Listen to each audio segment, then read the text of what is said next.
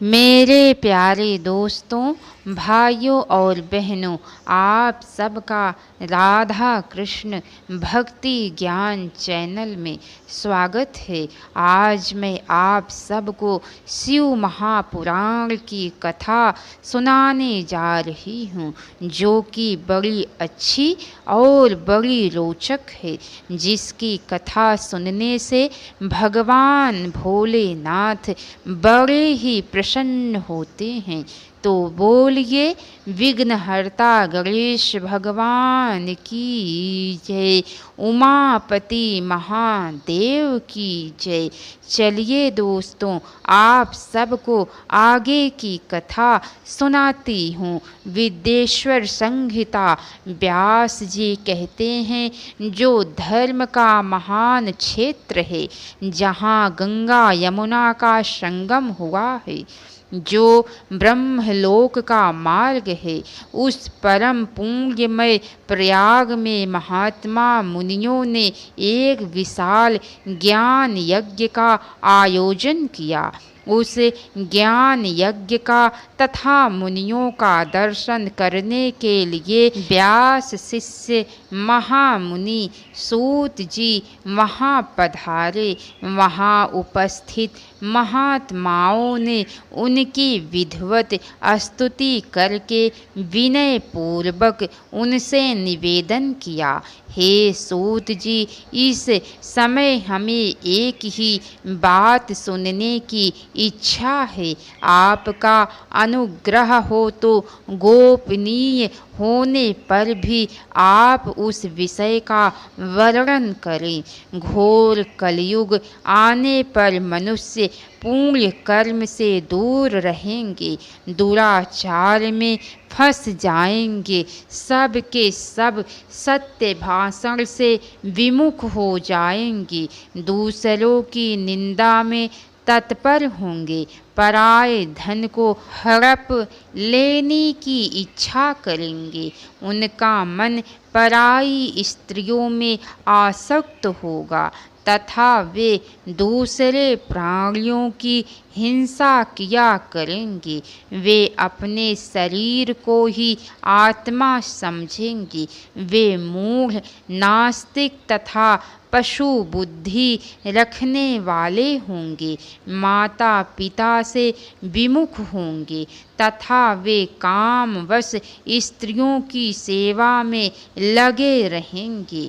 वे अपने को श्रेष्ठ कुल वाला मानकर चारों वर्णों से विपरीत व्यवहार करने वाले सभी वर्णों को भ्रष्ट करने वाले होंगे।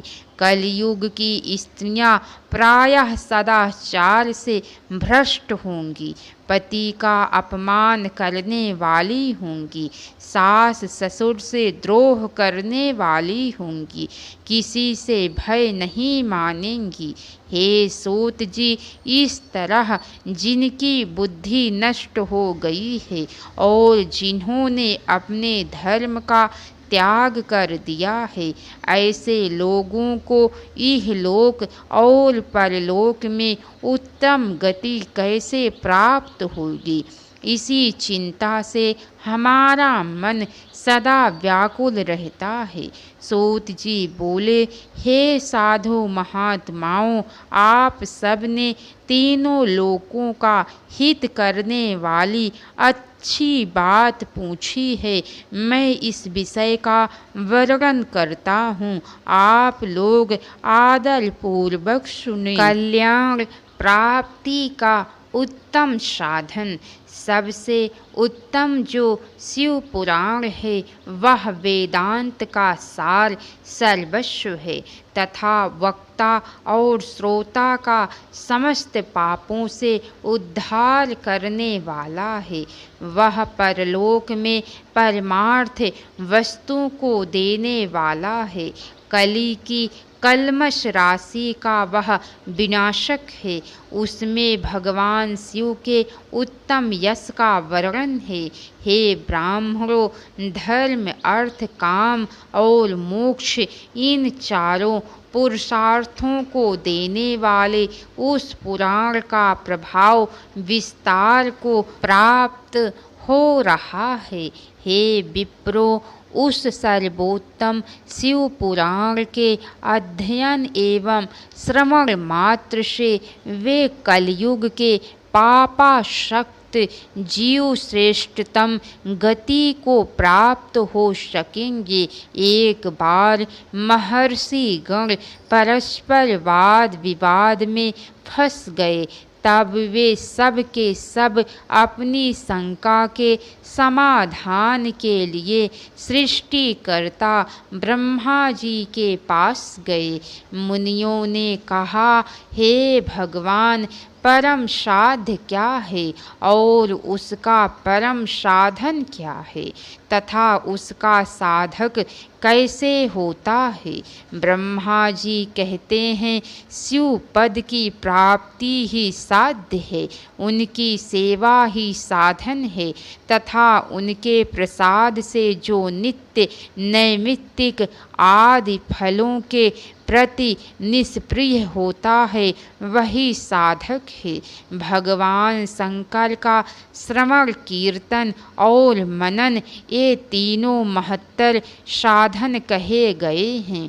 ये तीनों ही वेद सम्मत है।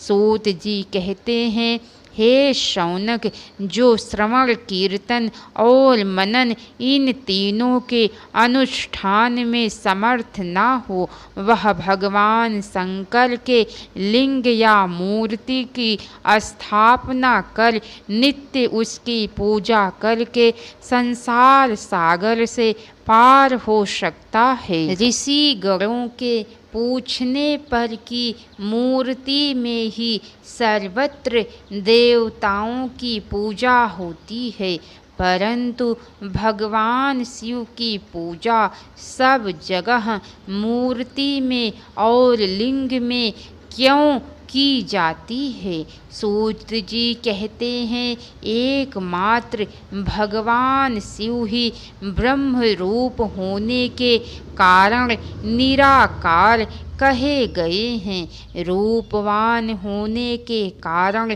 साकार भी हैं। निराकार होने के कारण ही उनकी पूजा का आधारभूत लिंग भी निराकार ही प्राप्त होता है। अर्थात शिवलिंग शिव के निराकार स्वरूप का प्रतीक है। ज्योतिर्लिंग का प्राकट्य एक समय शेष साई भगवान विष्णु अपनी पराशक्ति तथा पार्षदों से घिरे हुए शयन कर रहे थे। उसी समय ब्रह्मवेत्ताओं में श्रेष्ठ ब्रह्मा जी वहाँ पधारे तथा विष्णु से वार्ता करते हुए वाद विवाद करने लगे। वाद विवाद इतना बढ़ गया कि उनसे भयंकर युद्ध का रूप धारण कर लिया।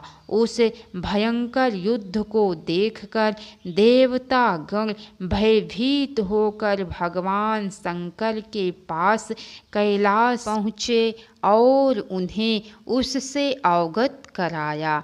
निराकार भगवान शंकर इस भयंकर युद्ध को देखकर एक विशाल अग्नि स्तंभ के रूप में उन दोनों के बीच में प्रकट हो गई। इस अद्भुत स्तंभ को देखकर ब्रह्मा विष्णु तथा अन्य सभी लोग आश्चर्यचकित हो गए। ब्रह्मा विष्णु दोनों ने ही इसकी ऊंचाई तथा जड़ की सीमा देखने का विचार किया।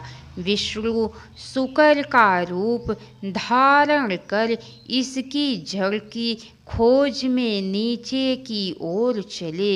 इसी प्रकार ब्रह्मा भी हंस का रूप धारण कर उसका अंत खोजने के लिए ऊपर की ओर चल पड़े।